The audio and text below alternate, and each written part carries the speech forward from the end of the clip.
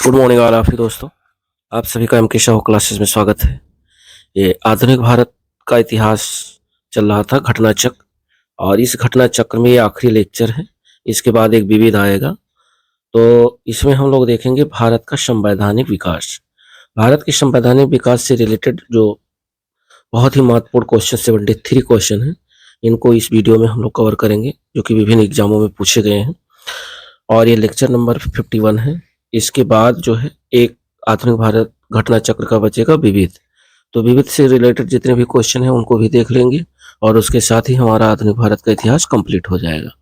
तो देर न करते हुए वीडियो को शुरू करते हैं। और ये चैनल पे पहली बार है तो चैनल को लाइक, शेयर और सब्सक्राइब जरूर करें। देखते हैं भारत का संवैधानिक विकास। तो भारत का जो संवैधानिक विकास है, इसमें ब्रिटिश सरकार ने कंपनी में व्याप्त भ्रष्टाचार एवं कुप्रशासन को दूर करने के लिए 1773 का रेगुलेटिंग एक्ट पारित किया गया, और इसके तहत मद्रास एवं बम्बई प्रेसिडेंसियों को कलकत्ता प्रेसिडेंसी के अधीन जो है कर दिया गया। बंगाल के गवर्नर को अब जो है अंग्रेजी क्षेत्रों का गवर्नर जनरल कहा गया। बंगाल का प्रथम गवर्नर जनरल कौन था? वारेन हेस्टिंग्स को बनाया गया था। तो इससे रिलेटेड जो है हम लोग क्वेश्चन देखते हैं। पहला क्वेश्चन यही है कि रेगुलेटिंग एक्ट जो है कब पारित किया गया। पहला क्वेश्चन है कि रेगुलेटिंग एक्ट पारित किया गया, यानी कब पारित किया गया। तो ये पारित किया गया था 1773 ईस्वी में, यानी राइट ऑप्शन फर्स्ट नंबर का ये विकल्प सही है, 1773। ब्रिटिश सरकार ने कंपनी में व्याप्त भ्रष्टाचार एवं कुप्रशासन को दूर करने के लिए 1773 ईस्वी का रेगुलेटिंग एक्ट पारित किया। इसके तहत मद्रास एवं बम्बई प्रेसिडेंसियों को कलकत्ता प्रेसिडेंसी के अधीन कर दिया गया।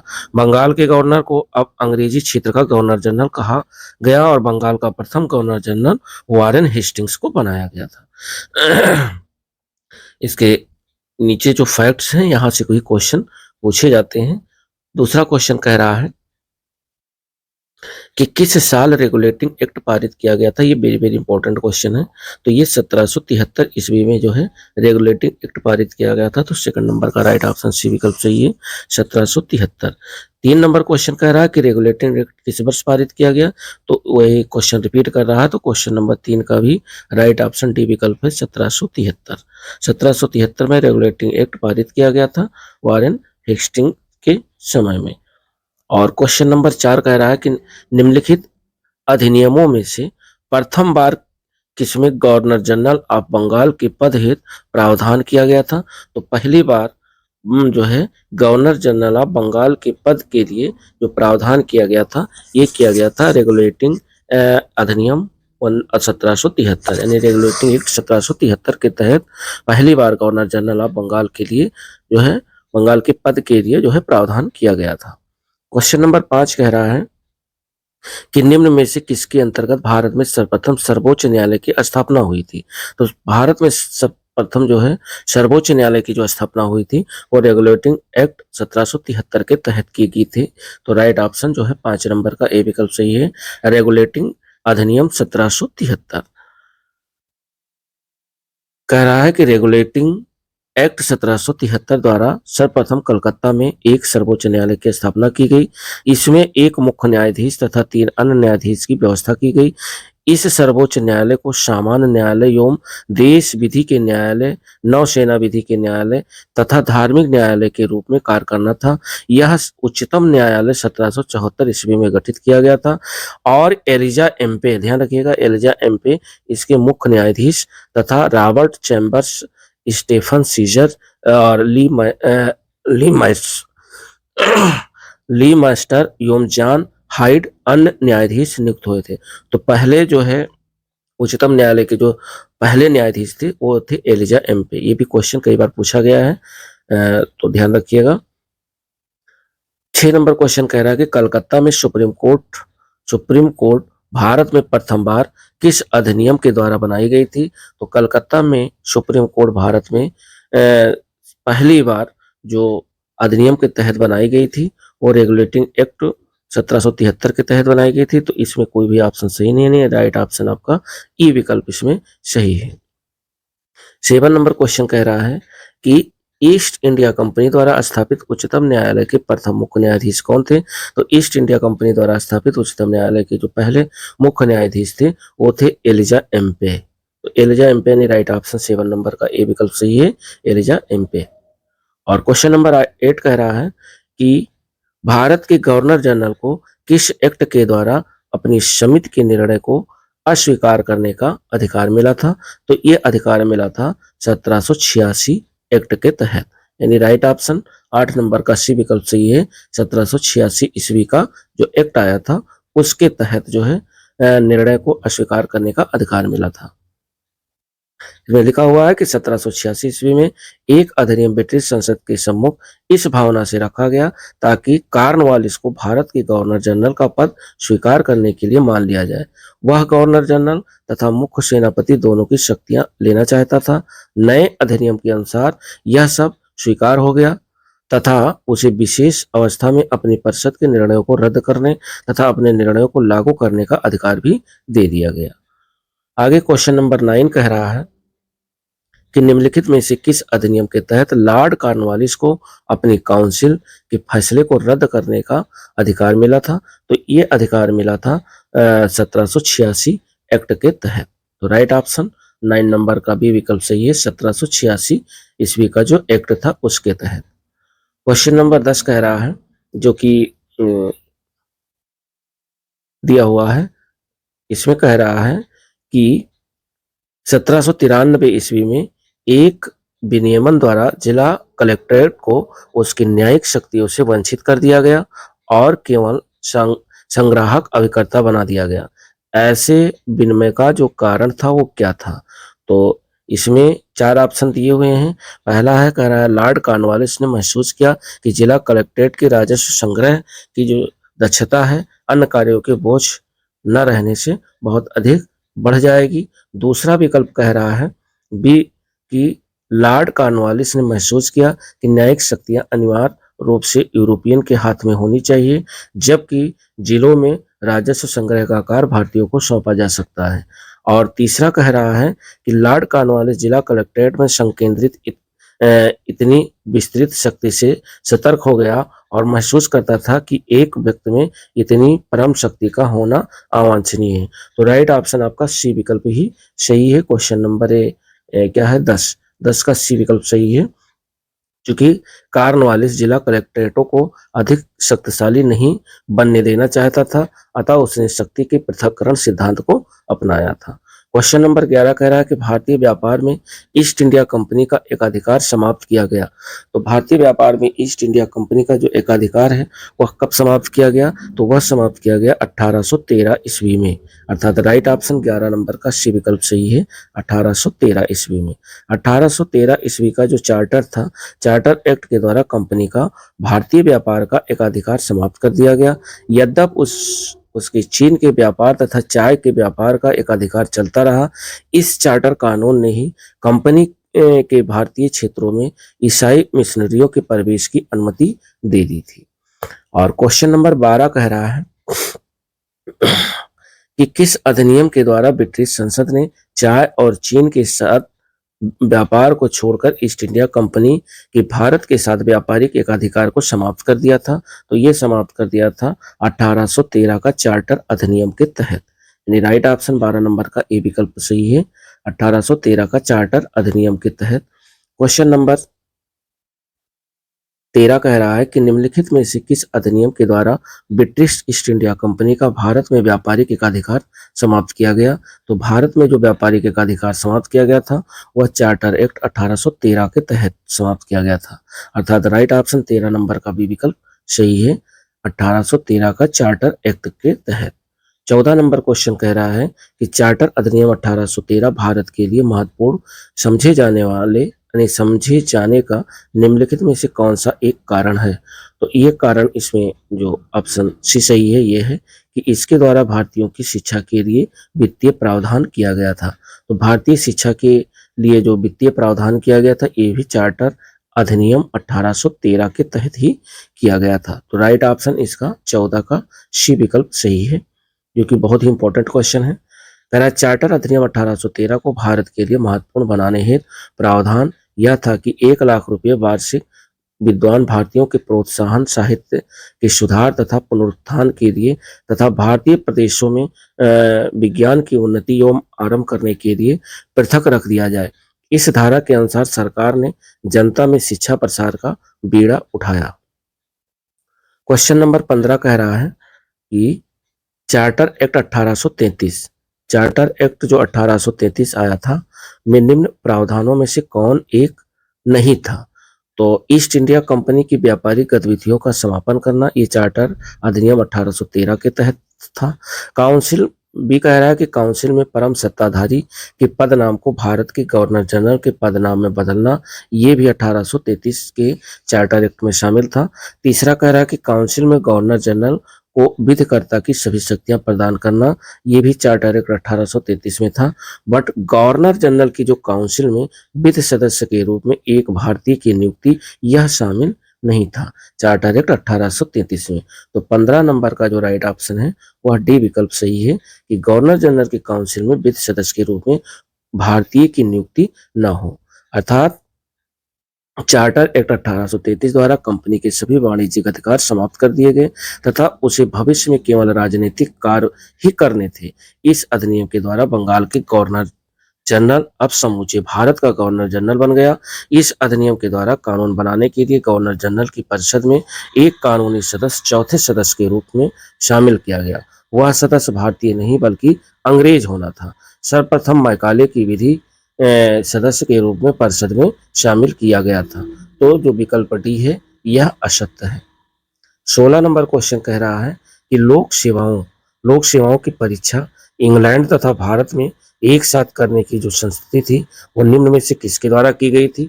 तो ये की गई थी मॉन्टेगो चेम्सफोर्ड की रिपोर्ट के द्वारा। यानी राइट ऑप्शन 16 का सी विकल्प सही है।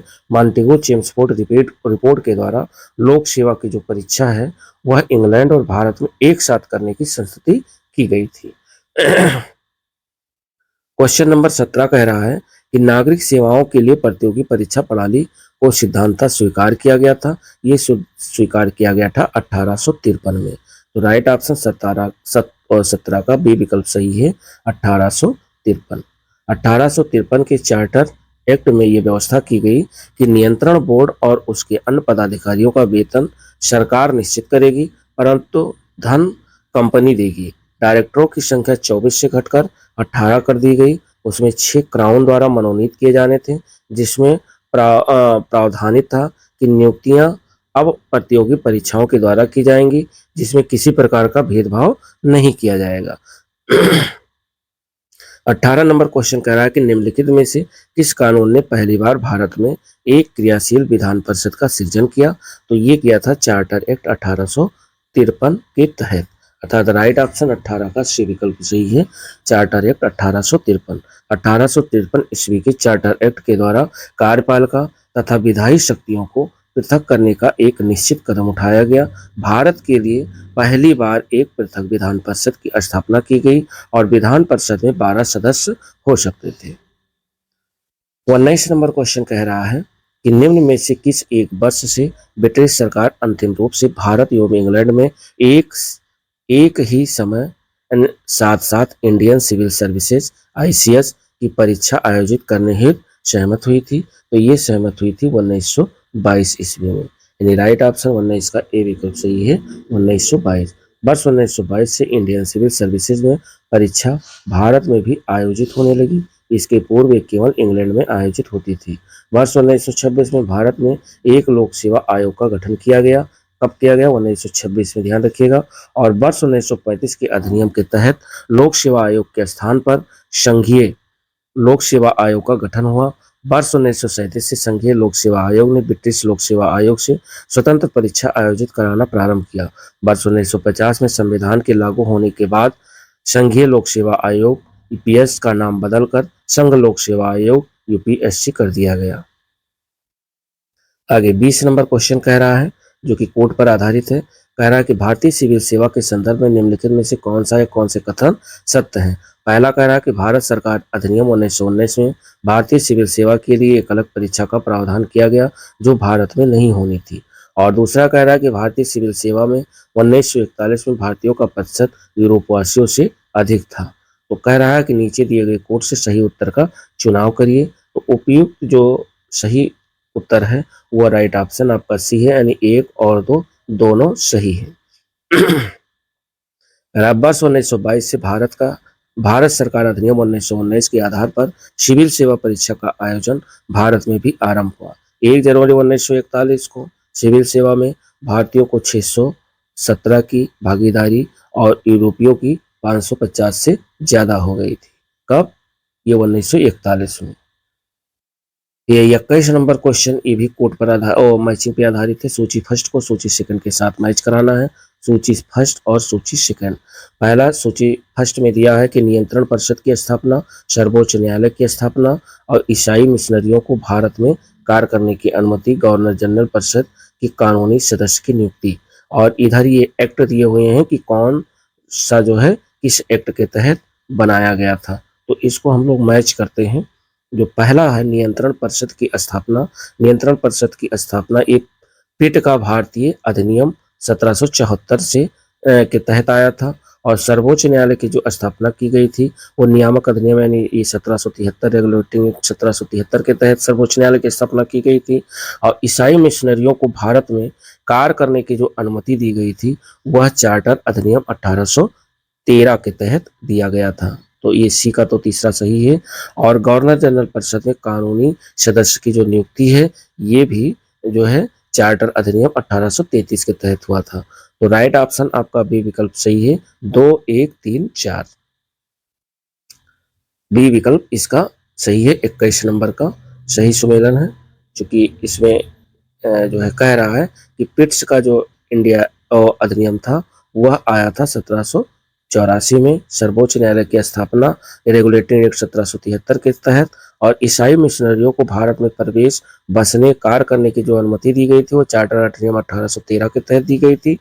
तो इस हिसाब से सही है। और 22 नंबर क्वेश्चन भी जो है मैचिंग पे आधारित है, जो कि कह रहा है सूची फर्स्ट में भारत की उपनिवेशी सरकार के अधिनियम को और सूची सेकंड में प्रावधान के साथ सुमेलित करना है। सूची फर्स्ट और सूची सेकंड। सूची फर्स्ट में भारत के उपनिवेशीय सरकार के अधीन और सूची सेकंड में है प्रावधान। तो चार्टर एक्ट जो 1813 था वह चार्टर एक्ट 1813 में क्या किया गया? रेगुलेटिंग एक्ट 1773 में, और act of 1858 Pitt's India act 1784। तो इसमें देखना है कि जो चार्टर एक्ट 1813 था इसमें भारत में कंपनी का व्यापार एकाधिकार समाप्त कर दिया गया। और रेगुलेटिंग 1773 है, 1773 में क्या किया गया था? 1773 में जो था ये कंपनी के निदेशकों को कंपनी के प्रबंध से संबंधित सभी पत्राचार और दस्तावेज ब्रिटिश सरकार को प्रस्तुत करने को कहा गया था। और जो सी है कि एक्ट ऑफ 1858, ये इसका तीसरा सही है कि शासन का अधिकार ईस्ट इंडिया कंपनी से ब्रिटिश क्राउन की हस्तांतरित कर दिया गया। और सी के बाद जो डी है Pitt's India act. Pitt's India act का ये आपका फर्स्ट वाला सही कि भारत में ईस्ट इंडिया कंपनी के कार्यों को पूरी तरह से नियमित करने के लिए ब्रिटेन में एक बोर्ड ऑफ कंट्रोल स्थापित करना था। इस हिसाब से जो राइट ऑप्शन है वो आपका ए विकल्प सही है। ए का 2, बी का 4, सी का 3 और डी का 1, अर्थात 2, 4, 3, 1, 2, 4, 3, 1। राइट ऑप्शन ए विकल्प सही है। और 23 नंबर क्वेश्चन कह रहा है कि बोर्ड ऑफ कंट्रोल की स्थापना किस अधिनियम के अंतर्गत की गई? तो बोर्ड ऑफ कंट्रोल की जो स्थापना है वो पिट्स इंडिया अधिनियम 1784 के तहत की गई थी। यानी राइट ऑप्शन 23 नंबर का डी विकल्प सही है। 24 नंबर क्वेश्चन कह रहा है कि किस अधिनियम के द्वारा ब्रिटिश सरकार ने ईस्ट इंडिया कंपनी का चाय व शक्कर के व्यापार का एकाधिकार समाप्त किया था? तो ये किया था, क्योंकि इसमें स्टार लगा हुआ है,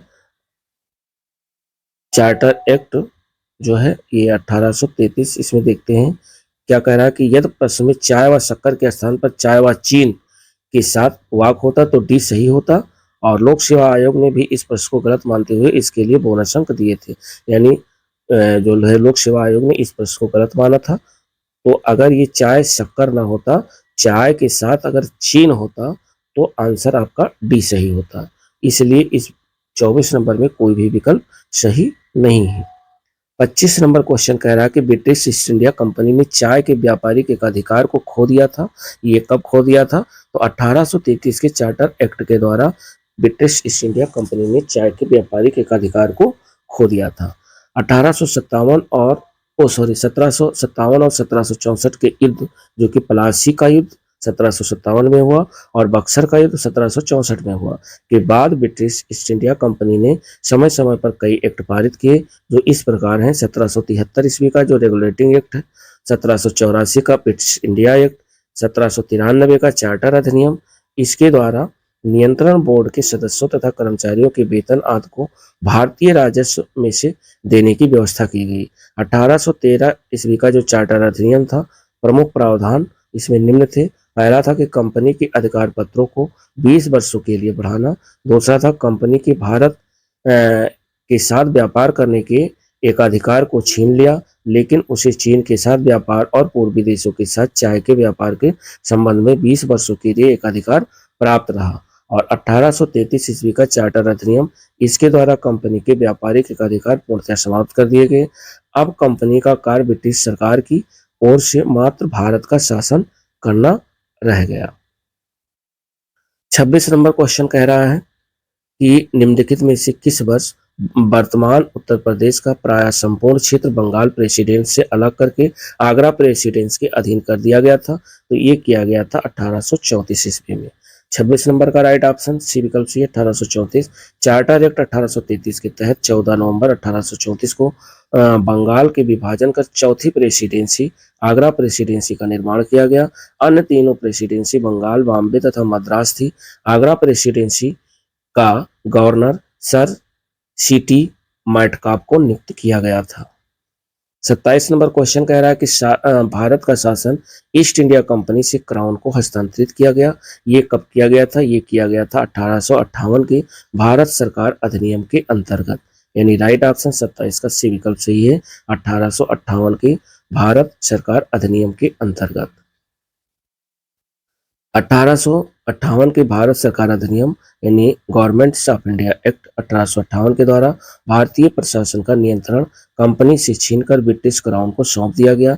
इंग्लैंड में इस अधिनियम के द्वारा एक भारतीय राज्य सचिव का प्रावधान किया गया और उसकी सहायता के लिए 15 सदस्यों की मंत्रणा परिषद मंत्रिपरिषद गठित होनी थी, जिसमें 8 सदस्य सरकार द्वारा मनोनीत होने थे। शेष 7 सदस्य बोर्ड ऑफ डायरेक्टर्स के द्वारा चुने जाने थे।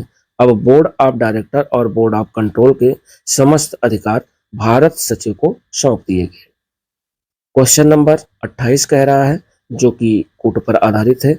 28 नंबर कह रहा है कि निम्नलिखित कथनों पर विचार कीजिए।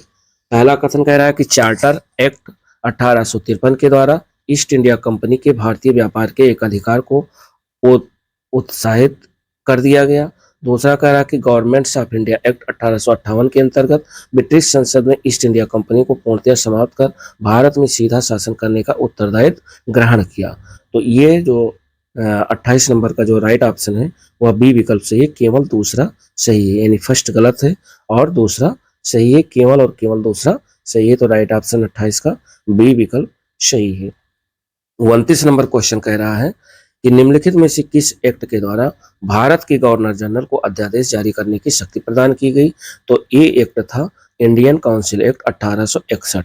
इंडियन काउंसिल एक्ट 1861 के तहत भारत के गवर्नर जनरल को अध्यादेश जारी करने की शक्ति प्रदान की गई थी।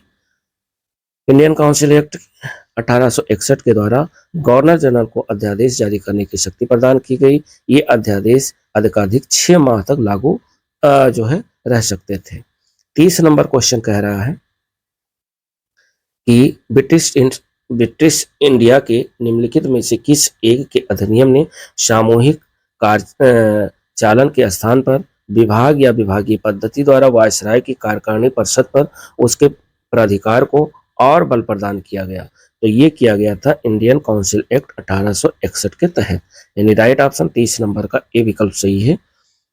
1861 का जो भारतीय परिषद अधिनियम द्वारा वायसराय की परिषद को कानून बनाने की शक्ति प्रदान की गई, जिसके तहत लॉर्ड कैनिंग ने विभागीय प्रणाली की शुरुआत की। लॉर्ड कैनिंग ने भिन्न भिन्न सदस्यों को अलग अलग विभाग सौंपकर एक प्रकार से मंत्रिमंडलीय व्यवस्था की नींव डाली। इस व्यवस्था के अनुसार प्रशासन का प्रत्येक विभाग एक व्यक्ति के अधीन होता था। 31 नंबर क्वेश्चन कह रहा है कि निम्नलिखित में से किस अधिनियम के अंतर्गत भारतीय विधान परिषद को बजट पर बहस करने की शक्ति प्राप्त हुई थी। तो बजट पर बहस करने की जो शक्ति प्राप्त हुई वो भारतीय परिषद अधिनियम 1892 के तहत, अर्थात राइट ऑप्शन आपका बी विकल्प सही है, भारतीय परिषद अधिनियम 1892।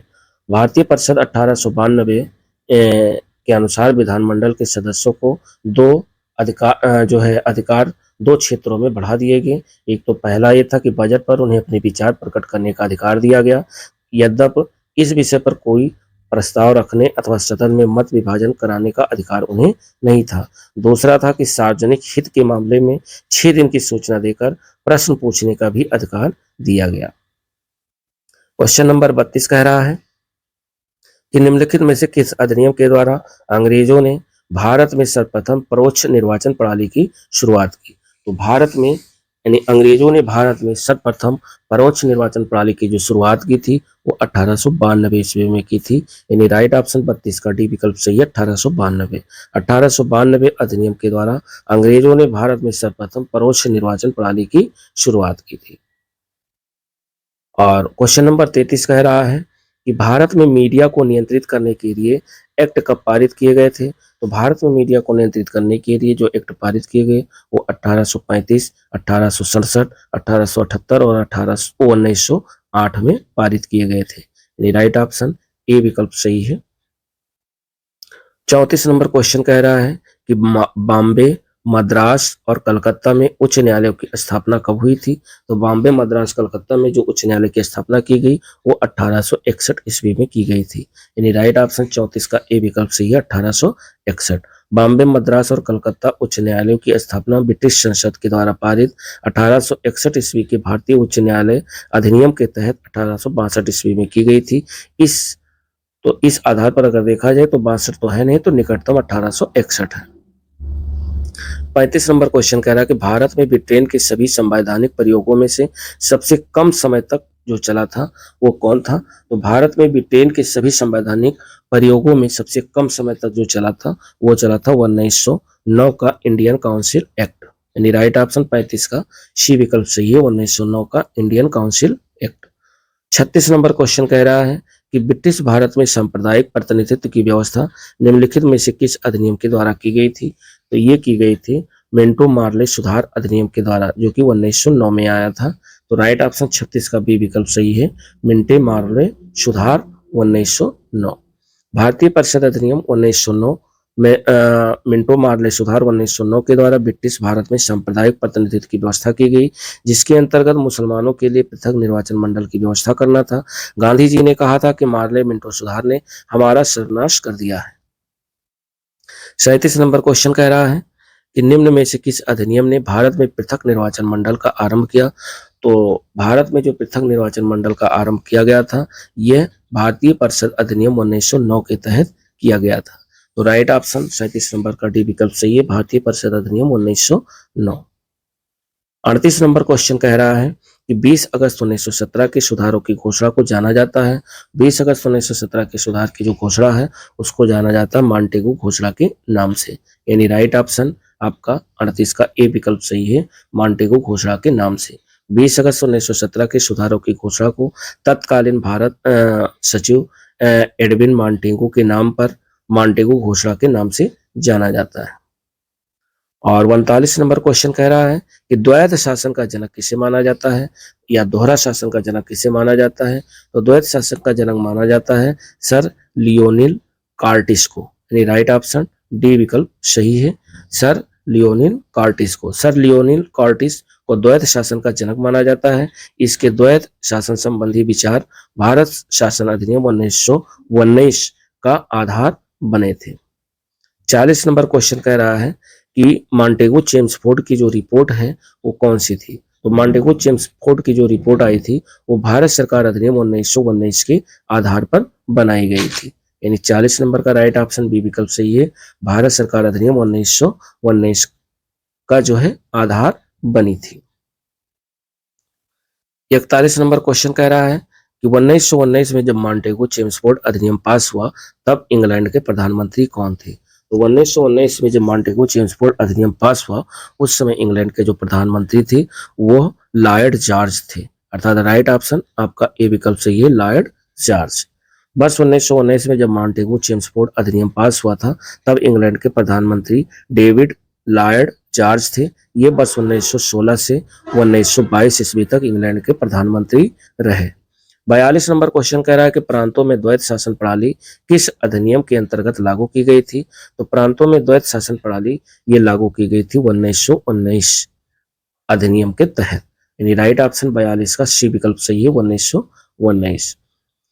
42 के बाद 43 नंबर क्वेश्चन कह रहा है कि भारतीय इतिहास के संदर्भ में द्वैत शासन यानी डायआर्की सिद्धांत किसे निर्दिष्ट करता है। तो ये निर्दिष्ट करता है प्रांतों में प्रत्यायोजित विषयों का दो प्रवर्गों में विभाजन, अर्थात राइट ऑप्शन 43 का डी विकल्प सही है, प्रांतों में प्रत्यायोजित विषयों का दो प्रवर्गों में विभाजन। क्वेश्चन नंबर 44 कह रहा है कि मॉन्टेगो चेम्सफोर्ड प्रस्ताव किससे संबंधित है।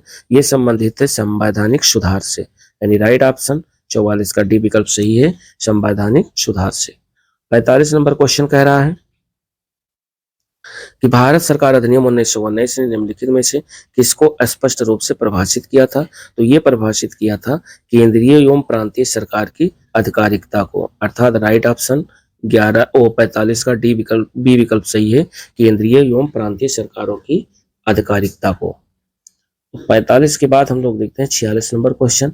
46 नंबर क्वेश्चन कह रहा है कि द्वैत शासन प्रणाली लागू करने वाला जो एक्ट आया था वो कब आया था। तो ये आया था वर्ष 1919 में, यानी राइट ऑप्शन 46 का डी विकल्प सही है, 1919। 47 नंबर क्वेश्चन कह रहा है कि निम्न में से भारत सरकार अधिनियम 1919 के बारे में असत्य कथन को चिन्हित कीजिए। असत्य आपको छांटना है। तो पहला कह रहा है ये अधिनियम पार्लियामेंटो सुधार अधिनियम के नाम से भी जाना जाता है, ये सही यही गलत है, क्योंकि जो भारत शासन अधिनियम 1919 के बारे में असत्य कथन को चिन्हित करना है। और 47 का पहला ये सत्य है क्योंकि ये अधिनियम पार्लियामेंटो सुधार अधिनियम के नाम से भी जाना जाता है और ये गलत है। बाकी बी सी और डी ये तीनों सही हैं। क्वेश्चन नंबर 48 कह रहा है कि जो है कथन और कारण पर आधारित है। कह रहा है कथन ए कि भारत शासन अधिनियम 1919 के परिवर्तन के साथ शासन का ढांचा और उनकी विशेषताएं एकात्मक और केंद्रीय ही रही। और कारण आर कह रहा है कि सत्ता का एक बड़ा भाग प्रांतों को प्रत्यायोजित किया गया था। तो कथन और कारण दिए हुए हैं और इसमें कथन गलत है किंतु कारण सही है, अर्थात कथन आपका ये गलत है और कारण सही है। तो राइट ऑप्शन 48 का डी विकल्प सही होगा, ये गलत है और आर सही है। 49 नंबर क्वेश्चन कह रहा है, ये भी कथन कारण पर आधारित है। कथन ये कह रहा है कि द्वि शासन का अर्थ प्रशासन के विषयों का दो वर्गों में विभाजन करना था। और कारण आर कह रहा है कि प्रांतों में उत्तरदायी शासन की बोध का परिवर्तन कराने का प्रयत्न किया गया था। तो कथन और कारण आपको ये बताना है कि कौन सा सही है। तो कथन और कारण दोनों सही हैं और जो कारण है वो कथन का सही स्पष्टीकरण भी कर रहा है, यानी राइट ऑप्शन जो है ए विकल्प सही है 49 नंबर का। 49 के बाद हम लोग 50 नंबर क्वेश्चन देखते हैं। 50 नंबर क्वेश्चन कह रहा है कि भारतीय उच्चायुक्त के पद का सृजन किस अधिनियम से हुआ। तो भारतीय उच्चायुक्त के पद का जो सृजन है वो हुआ था भारत सरकार अधिनियम 1919 के तहत, अर्थात राइट ऑप्शन 50 का बी विकल्प सही है, भारत सरकार अधिनियम 1919। भारत सरकार अधिनियम 1919 में भारत सचिव के भार को कम करने के लिए एक भारतीय उच्चायुक्त की नियुक्ति की गई। इसके कार्य भारत सरकार के लिए अस्त्र शस्त्र और अन्य सामान खरीदना, ठेका देना, व्यापारिक हितों को देखना और इंग्लैंड में पढ़ने वाले भारतीय विद्यार्थियों की देखभाल करना इत्यादि थे। उच्चायुक्त और उसके सहायकों के वेतन का व्यय भारत के साधनों से होता था। 51 नंबर क्वेश्चन कह रहा है कि भारत सरकार अधिनियम 1935 के मुख्य तत्वों में शामिल थे। तो मुख्य तत्वों में क्या क्या शामिल था। मुख्य तत्वों में शामिल था एक तो ये कि एक संघ का प्रावधान और दूसरा ये शामिल था कि प्रांतों को स्वायत्तता देना। ये दो चीजें जो है भारत शासन अधिनियम 1935 के मुख्य तत्वों में शामिल थी, अर्थात राइट ऑप्शन आपका 1 और 2 सही है। बाकी ये तीसरा गलत है, चौथा गलत है। तो ये 51 का राइट ऑप्शन ये केवल 1 और 2 भारत शासन अधिनियम 1935 के मुख्य तत्व में शामिल थे। 52 नंबर क्वेश्चन कह रहा है कि निम्नलिखित में से किसने ब्रिटिश भारत में प्रांतीय स्वायत्तता शुरू की थी। तो ब्रिटिश भारत में प्रांतीय जो स्वायत्तता शुरू की थी वो भारत सरकार अधिनियम 1935 के तहत किया गया था। यानी राइट ऑप्शन 52 का डी विकल्प सही है, भारत सरकार अधिनियम 1935। 53 नंबर क्वेश्चन कह रहा है कि भारत सरकार अधिनियम 1935 निम्नलिखित में से किसकी रिपोर्ट पर आधारित था। तो भारत सरकार अधिनियम 1935 ये आधारित था साइमन कमीशन की रिपोर्ट पर।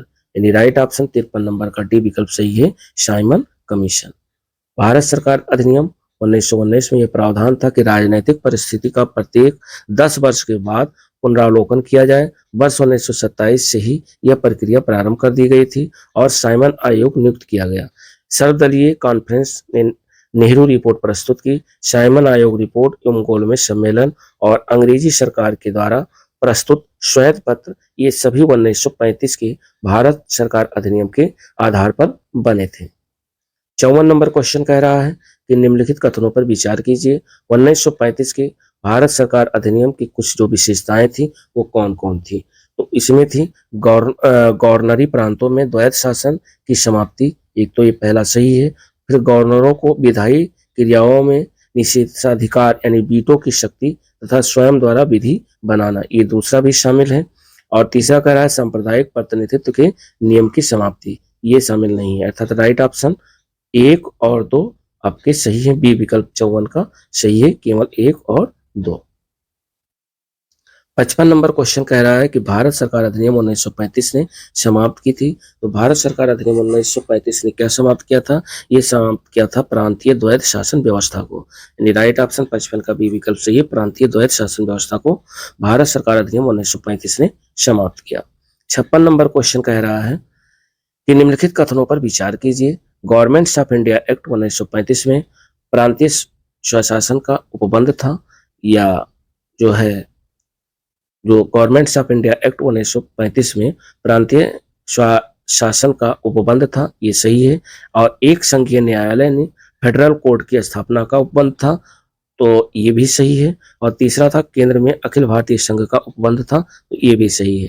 अर्थात 1, 2, 3 तीनों सही हैं, तो राइट ऑप्शन आपका डी विकल्प सही होगा। 56 नंबर का 1, 2 और 3 सही है। 57 नंबर क्वेश्चन कह रहा है कि 1935 का गवर्नमेंट्स ऑफ इंडिया एक्ट क्यों महत्वपूर्ण है। तो 1935 का गवर्नमेंट्स ऑफ इंडिया एक्ट महत्वपूर्ण है क्योंकि यह भारतीय संविधान का प्रमुख स्रोत है। तो राइट ऑप्शन 57 का ए विकल्प सही है, ये भारतीय संविधान का प्रमुख स्रोत।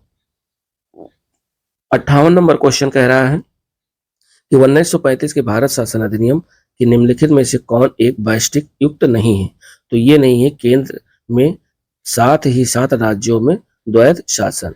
यानी 58 नंबर का जो राइट ऑप्शन है वह ए विकल्प है, केंद्र में साथ ही साथ राज्यों में द्वैध शासन। और 59 नंबर क्वेश्चन कह रहा है कि 1935 के भारत अधिनियम के द्वारा प्रस्तावित फेडरल यूनियन में राजसी प्रांतों को शामिल करने के पीछे अंग्रेजों की जो असली मंशा थी वो क्या थी। राजसी प्रांतों पर और अधिक प्रत्यक्ष राजनीतिक और प्रशासनिक नियंत्रण रखना, या बी विकल्प उपनिवेश के प्रशासन में राजाओं को सक्रिय रूप से शामिल करना, या सी अंग्रेजों द्वारा समस्त राजसी प्रांतों को संपूर्ण राजनीतिक और प्रशासनिक अधिग्रहण को अंततः प्रभावी बनाना, या डी ऑप्शन से ये राष्ट्रवादी नेताओं के साम्राज्यवाद विरोधी सिद्धांतों को व्यर्थ करने के लिए राजाओं का इस्तेमाल करना। तो ये 59 नंबर का जो राइट ऑप्शन है वह डी विकल्प सही है कि राष्ट्रवादी नेताओं के साम्राज्यवाद विरोधी सिद्धांतों को जो है व्यर्थ करने के लिए राजाओं का इस्तेमाल करना। और 60 नंबर क्वेश्चन कह रहा है कि निम्नलिखित में से किसने 1835 के अधिनियम के बारे में कहा था कि एक कार जिसमें ब्रेक तो है पर इंजन नहीं है। और ये कथन था जवाहरलाल नेहरू का। यानी राइट ऑप्शन 60 नंबर का ए विकल्प सही है, जवाहरलाल नेहरू। 1935 के अधिनियम के बारे में जवाहरलाल नेहरू ने कहा था कि एक कार जिसमें ब्रेक तो है पर इंजन नहीं। वर्ष 1947 से 1964 तक भारत के प्रधानमंत्री रहे। वह पंचशील के प्रणेता तथा गुट निरपेक्षता में विश्वास रखते थे। 61 नंबर क्वेश्चन कह रहा है कि किस अधिनियम के बारे में जवाहरलाल नेहरू ने कहा था कि हमें एक ऐसी कार दी गई थी जिसमें सब ब्रेक थे किंतु इंजन नहीं था, और ये कहा था 1935 के अधिनियम को। अर्थात राइट ऑप्शन 61 का डी विकल्प सही है, 1935 का अधिनियम। 62 नंबर क्वेश्चन कह रहा है कि निम्नलिखित में से किस अधिनियम के द्वारा संवैधानिक निरंकुशता का सिद्धांत प्रवृत्त किया गया था? तो ये किया गया था 1935 का भारत शासन अधिनियम के तहत, यानी राइट ऑप्शन 62 का सी विकल्प सही है, 1935 का भारत शासन अधिनियम। 63 नंबर क्वेश्चन कह रहा है कि भारतीय राष्ट्रीय कांग्रेस ने अपने किस अधिवेशन में भारत सरकार अधिनियम 1935 को अस्वीकार किया था? तो ये अस्वीकार किया था लखनऊ अधिवेशन 1936 में। भारतीय राष्ट्रीय कांग्रेस ने अपने लखनऊ अधिवेशन 1936 में भारत शासन अधिनियम 1935 को अस्वीकार किया और इस अधिनियम की अध्यक्षता जवाहरलाल नेहरू ने की थी। 64 नंबर क्वेश्चन कह रहा है कि केंद्रीय विधानसभा का निम्नलिखित में से कौन निर्वाचन भारत शासन अधिनियम 1919 के तहत हुआ या हुए?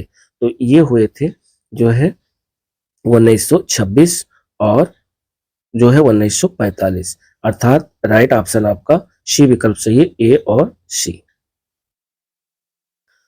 64 नंबर के बाद में 65 नंबर क्वेश्चन कह रहा है कि भारत शासन अधिनियम 1919 के अंतर्गत भारतीय विधायिका का अंतिम निर्वाचन किस वर्ष में आयोजित किया गया था?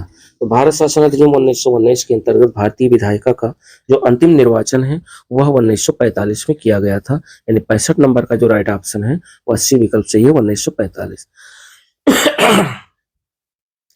आगे 66 नंबर क्वेश्चन कह रहा है कि निम्नलिखित में से किसने भारत सरकार अधिनियम 1935 को गुलामी का अधिकार पत्र कहा था?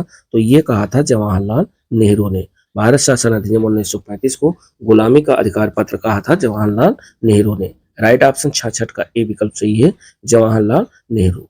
पंडित जवाहरलाल नेहरू ने भारत शासन अधिनियम 1935 को गुलामी का अधिकार या दास्ता का आज्ञा पत्र बताते हुए इसकी कठोर आलोचना की। ब्रिटिश शासन के पूरे इतिहास में 1935 का अधिनियम सबसे लंबा चौड़ा प्रलेख था, जिसमें 14 भाग, 321 धाराएं और 10 अनुसूचियां थी। 67 नंबर क्वेश्चन कह रहा है कि भारत सरकार अधिनियम 1935 के अंतर्विष्ट अनुदेश पत्र इंस्ट्रूमेंट ऑफ इंस्ट्रक्शन को वर्ष 1950 में भारत के संविधान के किस रूप में समाविष्ट किया गया? तो ये किया गया था राज्य की नीति के निदेशक तत्व में, यानी राज्य की नीति के निदेशक तत्व में से शामिल किया गया था। तो 67 नंबर का राइट ऑप्शन जो है बी विकल्प सही है। भारत सरकार अधिनियम 1935 के अंतर्विष्ट अनुदेश पत्र इंस्ट्रूमेंट ऑफ इंस्ट्रक्शन को वर्ष 1950 में भारत के संविधान में राज्य के नीति के निदेशक तत्व के रूप में समाविष्ट किया गया। आलोचकों ने इसे केवल पवित्र लोकोक्तियां कहा। आगे 68 नंबर क्वेश्चन कह रहा है कि भारतीय शासन अधिनियम 1935 के द्वारा स्थापित संघ में अवशिष्ट शक्तियां किसे दी गई थी? तो अवशिष्ट शक्तियां गवर्नर जनरल को दी गई थी, यानी राइट ऑप्शन 68 का बी विकल्प सही है, गवर्नर जनरल। 69 नंबर क्वेश्चन कह रहा है कि निम्नलिखित अधिनियमों में से किसके द्वारा भारत परिषद अर्थात इंडियन काउंसिल को समाप्त किया गया था? तो ये समाप्त किया गया था भारत सरकार अधिनियम 1935 के तहत, अर्थात 69 नंबर का राइट ऑप्शन सी विकल्प सही है, भारत सरकार अधिनियम 1935। 70 नंबर क्वेश्चन कह रहा है कि यह किसने कहा कि मुझे इस आरोप के संबंध में कोई क्षमा नहीं मांगनी है कि संविधान के प्रारूप में गवर्नमेंट्स ऑफ इंडिया एक्ट 1935 के एक बड़े भाग को पुनः उत्पादित कर दिया गया है? तो ये कथन था डॉक्टर भीमराव अंबेडकर का, यानी राइट ऑप्शन 70 का डी विकल्प सही है, डॉक्टर BR अम्बेडकर। 29 अगस्त 1947 को डॉक्टर भीमराव अंबेडकर के सभापतित्व में प्रारूप समिति की नियुक्ति हुई। प्रारूप समिति के द्वारा तैयार किया गया भारत के संविधान का प्रारूप 21 फरवरी 1948 को संविधान सभा के अध्यक्ष को पेश किया गया। 4 नवंबर 1948 को संविधान सभा में संविधान के प्रारूप को विचार के लिए पेश करते समय डॉक्टर अंबेडकर ने प्रारूप की कुछ आम आलोचनाओं का उत्तर देते हुए कहा कि संविधान के प्रारूप में भारत शासन एक्ट 1935 के अधिकांश प्रावधान को ज्यों का त्यों शामिल कर दिया गया है। मैं उसके बारे में कोई क्षमा याचना नहीं करता। किसी से उधार लेने में कोई शर्म की बात नहीं है, इसमें कोई चोरी नहीं है। संविधान के मूल विचारों के बारे में किसी का कोई पेटेंट अधिकार नहीं है। 71 नंबर क्वेश्चन कह रहा है कि क्या आप मुझे एक भी स्वतंत्र देश दिखा सकते हैं जहां पृथक मताधिकार हो? अंग्रेज जा चुके हैं परंतु वह शरारत छोड़ गए हैं।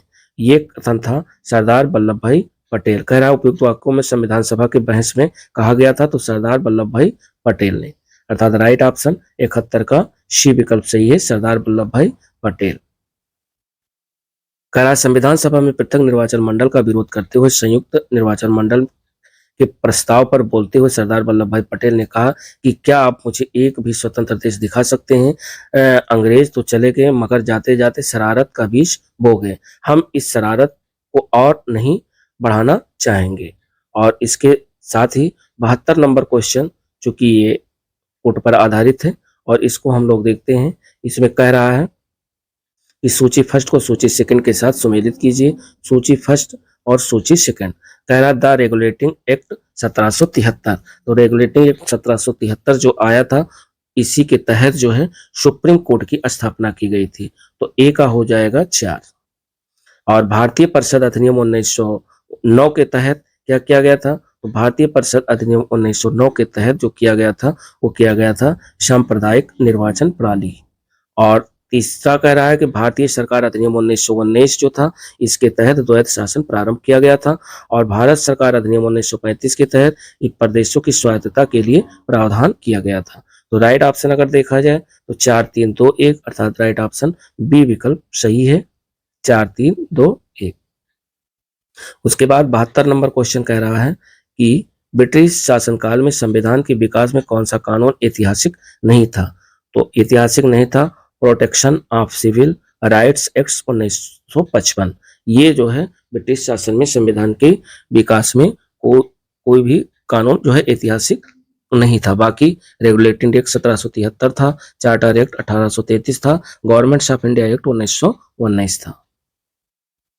तो इसके साथ साथ भारत में ब्रिटिश शासन के दौरान ब्रिटिश सरकार के द्वारा regulating act 1773, charter act 1833, government of India act 1919 पारित किया गया था, जबकि protection of civil rights act 1955 ये भारतीय संसद के द्वारा पारित किया गया था। तो ये दोस्तों 73 क्वेश्चन थे जो कि अति महत्वपूर्ण क्वेश्चन थे। और हम लोगों ने अब इसमें आधुनिक भारत के इतिहास में जो घटना चक्र चल रहा था, इसमें खाली विविध बचा हुआ है। तो विविध एक वीडियो में कंप्लीट हो जाएगा। और वीडियो दोस्तों यदि अच्छी लगी है तो लाइक शेयर और सब्सक्राइब जरूर करें। और मिलते हैं नेक्स्ट वीडियो के साथ, तब तक के लिए दोस्तों नमस्कार, जय हिंद। और यदि घटना चक्र भारत का भूगोल या विश्व का भूगोल न देखे हो तो प्लेलिस्ट पे जाकर के देख सकते हैं। साथ ही साथ एनसीईआरटी सार संग्रह महेश बर्णवाल की जो बुक पूरी बुक कंप्लीट है, सबकी अलग अलग प्लेलिस्ट बनी हुई है हर टॉपिक की। और तो आप चाहें तो वहाँ एनसीईआरटी वन लाइनर भी देख सकते हैं। धन्यवाद।